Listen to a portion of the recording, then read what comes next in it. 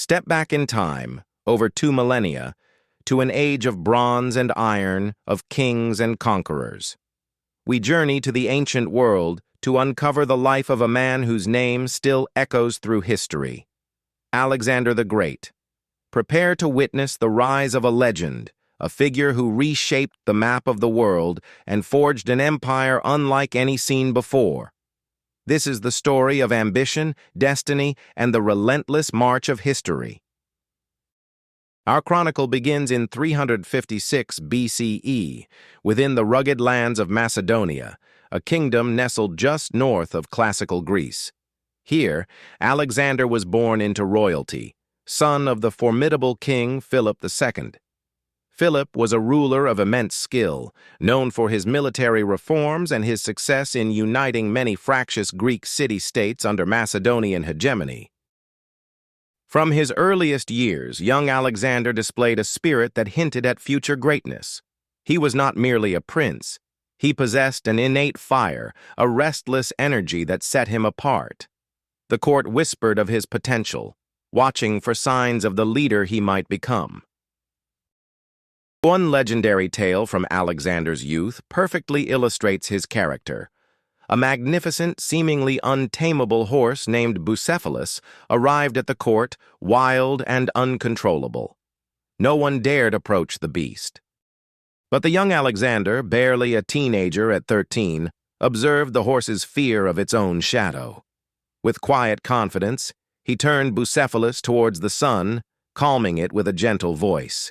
He then mounted the horse, riding it triumphantly, proving his courage, insight, and natural command. Alexander's education was as extraordinary as his birthright. His father, Philip, secured the services of none other than Aristotle, one of the most brilliant minds of the ancient world. For several years, Aristotle tutored the young prince. Under Aristotle's guidance, Alexander delved into philosophy, ethics, politics, and the sciences. He developed a profound appreciation for knowledge and culture which would influence his rule. This unique education shaped not just a warrior, but a thinker and a visionary. Tragedy struck in 336 BCE when King Philip II was assassinated. Suddenly, at the tender age of 20, Alexander inherited the throne of Macedonia. The weight of his father's legacy and the future of the kingdom fell upon his young shoulders. His accession was not without challenge. Many Greek city-states, only recently brought under Macedonian control by Philip, saw this as an opportunity to rebel. They questioned the young king's authority and strength, testing his resolve from the outset. Alexander responded with swift and decisive action. He led his army south, moving with incredible speed and force. Rebellions were crushed, and the Greek city-states were reminded of Macedonian power. His leadership during this period was remarkable. He was not a king who ruled from afar. He fought alongside his soldiers, sharing their hardships and inspiring fierce loyalty. This early test solidified his position and prepared him for the greater challenges ahead.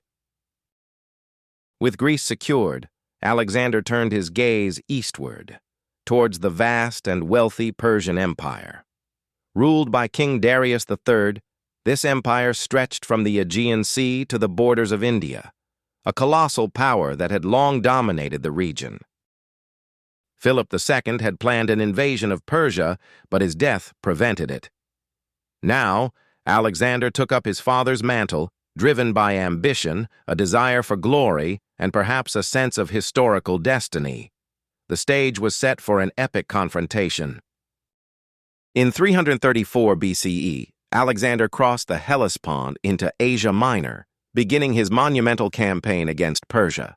His army, though smaller than the Persian forces, was highly trained and fiercely loyal, forged by Philip, and now led by Alexander's genius. He secured key territories in Asia Minor before facing his first major test against Darius III. The Persian king gathered a large army, confident in his numbers. The world watched as the young Macedonian king challenged the established superpower. In 333 BCE, the two armies met at the Battle of Issus. Darius commanded a significantly larger force, but Alexander chose the battlefield carefully, negating the Persian advantage in numbers. His tactical brilliance shone through.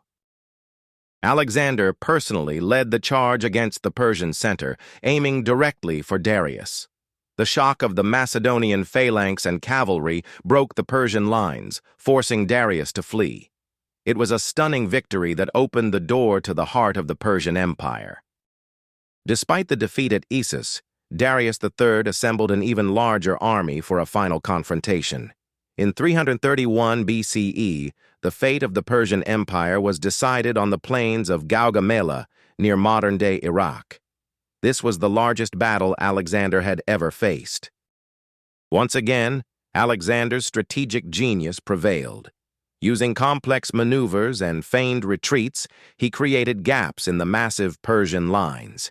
He then exploited these weaknesses, leading his elite cavalry in a devastating charge that shattered the Persian army and sent Darius fleeing once more.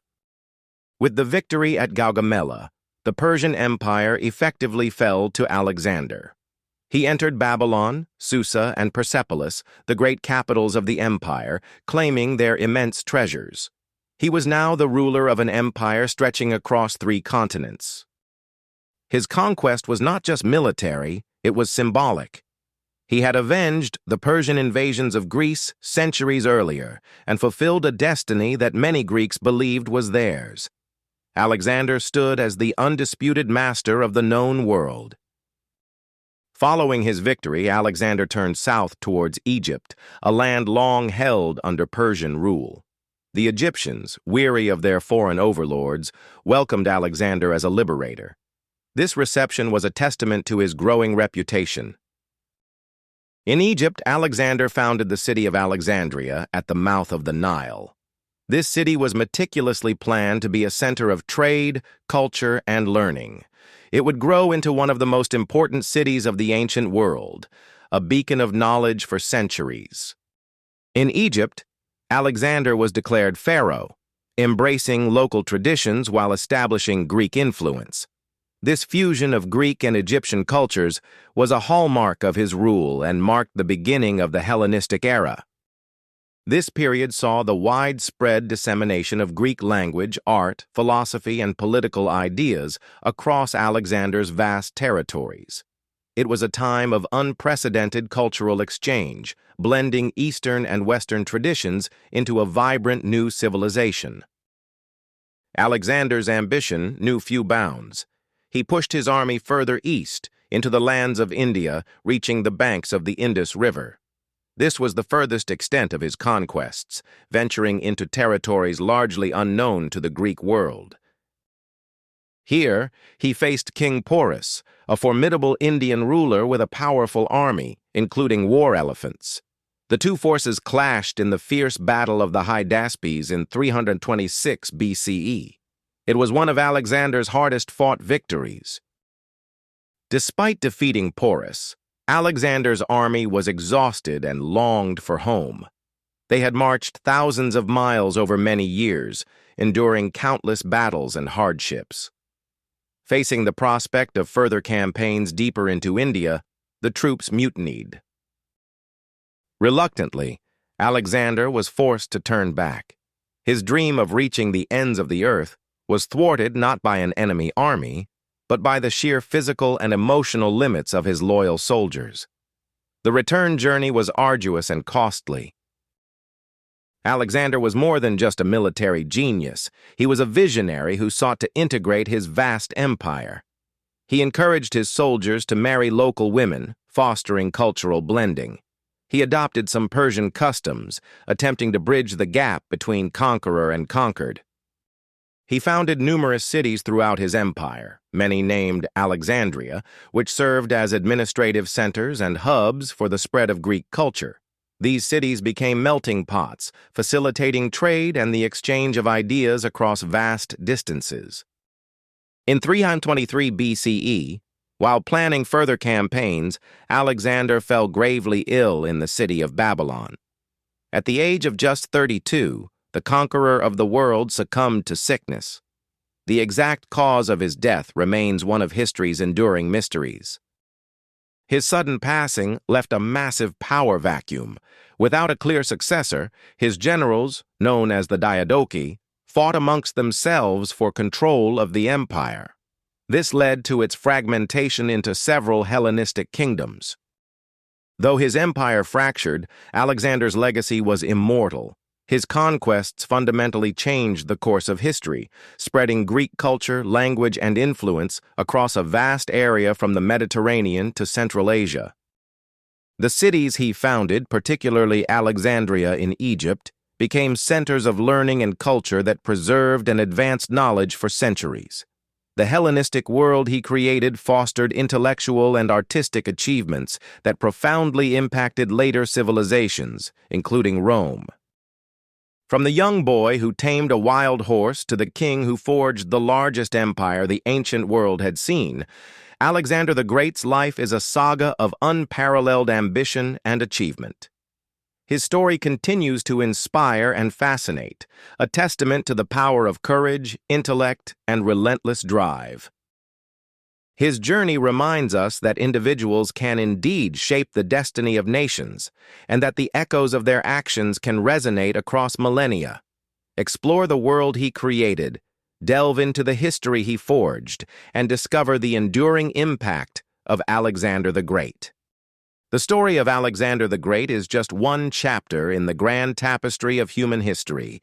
Dive deeper into the ancient world, uncover more fascinating tales, and understand how the past shaped our present. Subscribe to our channel for more historical journeys and leave a comment below, sharing what aspect of Alexander's life you found most compelling.